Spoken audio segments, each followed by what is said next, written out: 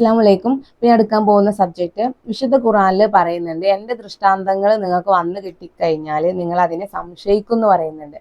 അപ്പൊ ആ ഒരു ഭാഗത്തെ പറ്റിയിട്ടാണ് ഞാൻ എടുക്കുന്നത്. അധ്യായം 41 ഫുസിലത്ത് 53 പറയുന്നുണ്ട്, ഓർക്കുക, തീർച്ചയായും അവൻ തങ്ങളുടെ രക്ഷിതാവിനെ കണ്ടുമുട്ടുന്ന കാര്യത്തിൽ സംശയത്തിലാകുന്നു. ഓർക്കുക, തീർച്ചയായും അവൻ ഏതൊരു വസ്തുവിനെയും വലയം ചെയ്തിട്ടുള്ളവനാകുന്നു. ഇപ്പോൾ നമ്മൾ യഥാർത്ഥ സൃഷ്ടാവിന്റെ ദൃഷ്ടാന്തം നമുക്ക് വന്നു കഴിഞ്ഞാൽ നമുക്ക് സംശയമാവും, എന്ത് കാണോ ഇല്ലേ? കാരണം ആ ഒരു അംശത്തെ മനസ്സിലാക്കി കഴിഞ്ഞ് നമ്മൾ കണ്ടുമുട്ടോ, പിന്നീട് നമ്മൾ സൃഷ്ടാവിനെ കാണുമോ എന്നൊക്കെയുള്ള ഒരു സംശയം വരാൻ ചാൻസ് ഉണ്ടെന്ന് ഇവിടെ പറയുന്നുണ്ട്. അവൻ ഏതൊരു വസ്തുവിനെയും വലയം ചെയ്തിട്ടുള്ളവനാണെന്ന് പറയുന്നുണ്ട്.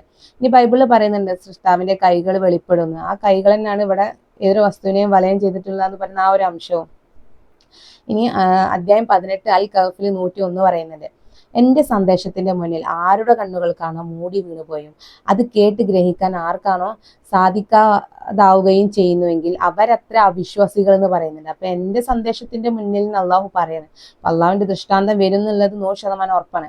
അപ്പോൾ അതിന്റെ മുന്നിൽ ആർക്കാണോ കണ്ണുകൾക്ക് മൂടി വീണു പോയതെന്ന് അത് മനസ്സിലാക്കാനും അതുപോലെ അത് മനസ്സിലാക്കി ഗ്രഹിക്കാനൊന്നും നമുക്ക് സാധിക്കാതാവുകയും ചെയ്താൽ അവരത്ര അവിശ്വാസികൾ എന്ന് പറയുന്നത്. തങ്ങളുടെ രക്ഷിതാവിന്റെ ദൃഷ്ടാന്തങ്ങളിലും അവനുമായി കണ്ടുമുട്ടുന്നതിലും വിശ്വസിക്കാത്തവരത്രേ അവർ. അതിനാൽ അവരുടെ കർമ്മങ്ങൾ നിഷ്ഫലമായി പോയിരിക്കുന്നു. അതിനാൽ നാം അവർക്ക് ഉയർത്തെഴുന്നേൽപ്പിന്റെ നാളിൽ യാതൊരു തൂക്കവും സ്ഥാനവും നിലനിർത്തുകയില്ലാന്ന്. അപ്പൊ സൃഷ്ടാവിന്റെ ദൃഷ്ടാന്തങ്ങൾ വരുന്ന സമയത്ത് നമ്മൾ അതിനെ വിശ്വസിക്കാനാണ് വിശുദ്ധ ഖുർആൻ പറയുന്നത്. ഇനി അതിനെ നമ്മൾ നിഷേധിച്ചു കഴിഞ്ഞാൽ നമുക്ക് യാതൊരു സ്ഥാനവും നാളെ ഉണ്ടാവൂല എന്നാ പറയുന്നത്. പിന്നെ അവിടെ കർമ്മങ്ങളൊക്കെ നഷ്ടപ്പെട്ടു പോയി നിൽക്കാൻ, എത്ര കാലം ചെയ്ത ഏത് നന്മ ആയിക്കോട്ടെ, അത് എത്ര വലുതായാലും ചെറുതായാലും പിന്നെ അതിനൊരു സ്ഥാനം അവിടെ ഇല്ല. കാരണം നമ്മളുടെ എന്താ പറയാ, നന്മകളൊക്കെ നശിച്ചു കഴിഞ്ഞു. കാരണം യഥാർത്ഥ സൃഷ്ടാവിന്റെ ദൃഷ്ടാന്തത്തെ നമ്മൾ നിഷേധിച്ചു കഴിഞ്ഞാൽ പിന്നെ നമ്മൾ ആ സൃഷ്ടാവിന്റെ അടുത്തേക്ക് തന്നെയല്ലേ പോവാനുള്ളത്. അപ്പൊ അതുകൊണ്ട് യഥാർത്ഥ സത്യങ്ങൾ നമ്മൾക്ക് മനസ്സിലാക്കാൻ ശ്രമിക്കുക. അത് അൽ കഹ്ഫിൽ 101 മുതൽ 105, 6, 7 ഒക്കെ പറയുന്നുണ്ട് ഇതില്. ഈ അൽ കഹ്ഫിന്റെ ലാസ്റ്റത്തെ 10 നമ്മോട് പറയുന്നുണ്ട്, ദജ്ജാലിന് വരുമ്പോൾ ദജ്ജാലിന്റെ മുന്നിൽ ചെല്ലാനുള്ള വചനങ്ങളാണിത്. പക്ഷെ ഇതിന്റെ യഥാർത്ഥ സത്യാവസ്ഥ നമ്മൾ എന്താന്ന് ഇപ്പോഴാണ് മനസ്സിലാക്കുന്നത്. കാരണം സൃഷ്ടാവിന്റെ യഥാർത്ഥ സത്യങ്ങളാണ് അവസാനത്തിൽ വരാനുള്ളത്. പക്ഷെ നമ്മളൊക്കെ ഭയപ്പെടുന്ന രീതിയിലായിരുന്നു അതിനെ കേട്ട് മനസ്സിലാക്കിയിരുന്നത്. കാരണം അങ്ങനെ വന്നാൽ നമ്മൾ വിശ്വസിക്കരുത് എന്നാണ് നമ്മളെ പഠിപ്പിച്ചു തന്നിട്ടുണ്ടായിരുന്നു.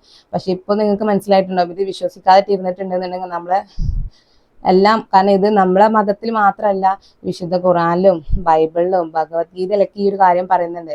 ഇത് വിശ്വസിക്കാത്തവരൊക്കെ നഷ്ടക്കാരാണെന്ന് പറയുന്നുണ്ട്. അപ്പോൾ അവസാന കാലഘട്ടത്തിൽ അള്ളാഹു നമുക്ക് തരുന്ന ഒരു ഓഫറാണ്, അല്ലെങ്കിൽ ഒരു ഭാഗ്യ പരീക്ഷണമാണ്.